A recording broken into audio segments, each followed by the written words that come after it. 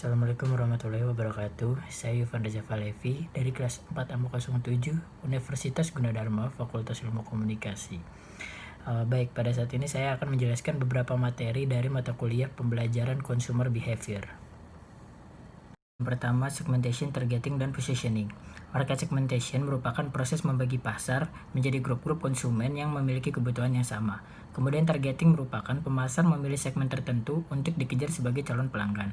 Dan positioning memiliki arti yakni proses pemasar menciptakan citra dan identitas di benak konsumen dengan mengkomunikasikan bahwa produk layanan yang mereka miliki memenuhi kebutuhan konsumen lebih baik daripada yang lain.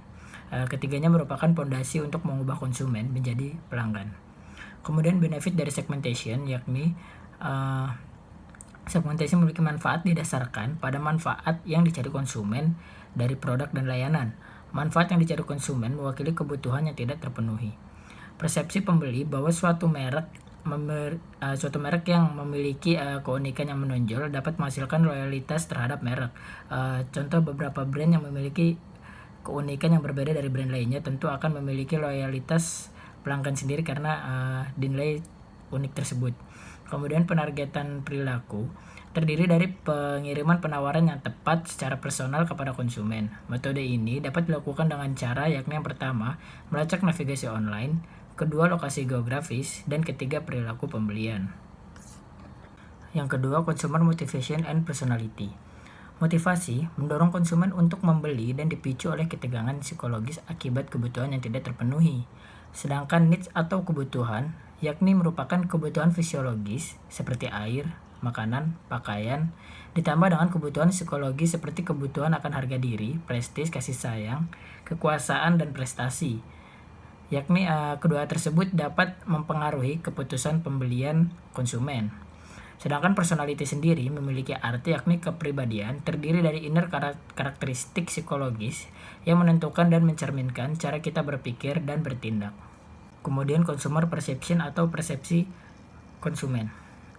Persepsi adalah proses di mana individu memilih, mengatur, dan menafsirkan rangsangan menjadi gambaran dunia yang bermakna dan koheren. Itu dapat digambarkan sebagaimana kita melihat dunia di sekitar kita. Kemudian konsumen bertindak dan bereaksi atas dasar persepsi mereka sendiri, bukan atas dasar realitas objektif.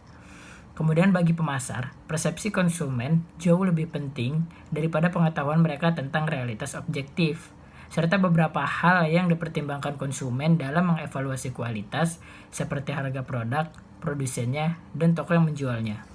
Selanjutnya consumer learning. Consumer learning adalah proses yang berkembang dan berubah seiring dengan bertambahnya pengetahuan konsumen yang diperoleh dari pengalaman, pengamatan, dan interaksi dengan orang lain.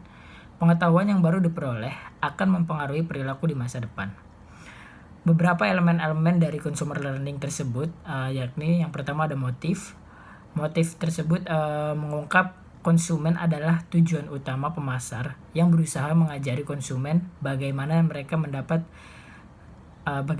dapat memenuhi kebutuhan mereka dengan membeli produk dan merek tertentu. Kemudian yang kedua ada isyarat atau tanda. Isyarat adalah rangsangan yang mengarahkan perilaku termotivasi. Contohnya di sini adalah iklan. Kemudian ada respon. Respon adalah reaksi individu terhadap dorongan atau isyarat yang tadi diberikan oleh iklan tersebut, sehingga akan mendapatkan reinforcement atau penguatan yang merupakan imbalan kesenangan atau kenikmatan dan keuntungan yang diterima oleh konsumen setelah membeli atau menggunakan produk dari brand tersebut. Kemudian pembentukan dan perubahan sikap konsumen. Sikap dan pembentukannya. Yang pertama ada konsumen mempelajari sikap, di mana konsumen membentuk sikap baru dan juga turut mengubah sikap yang sudah ada. Biasanya didasari oleh pengalaman sehingga si konsumen ini dapat merubah sikapnya menjadi sikap baru dan mengubah juga sikap yang sebelumnya sudah ada. Kemudian sumber pembentukan sikap. Sumber utama sikap terhadap produk adalah pengalaman langsung konsumen dalam mencoba dan mengevaluasinya.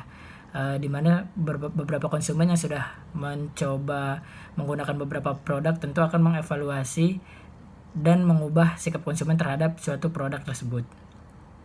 Kemudian ada peran faktor kepribadian. Misalnya individu dengan kebutuhan kognisi yang tinggi, yaitu mereka yang menambahkan informasi dan pemikiran, cenderung membentuk sikap positif sebagai respon terhadap promosi yang mencakup banyak informasi rinci terkait produk. Sebaliknya, konsumen yang relatif rendah dalam kebutuhan ini lebih cenderung membentuk sikap positif dalam menanggapi iklan yang menampilkan model atau selebriti yang menarik atau pertunjukan lain tentang produk yang diiklankan.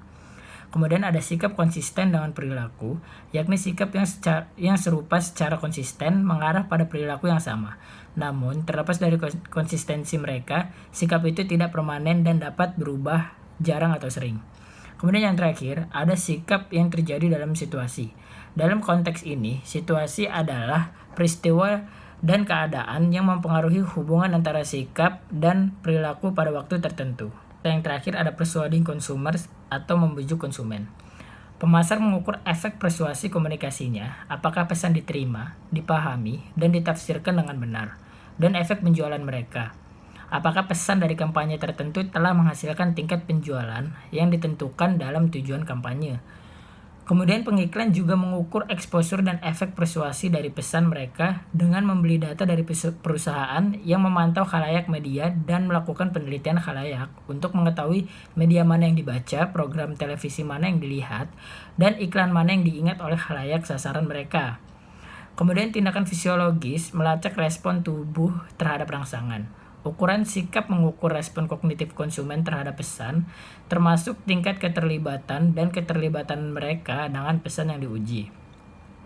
Kemudian diferensial semantik dan skala Likert digunakan untuk menguji teks iklan untuk menilai apakah responden menyukai pesan tersebut, memahaminya dengan benar, dan menganggapnya efektif dan persuasif.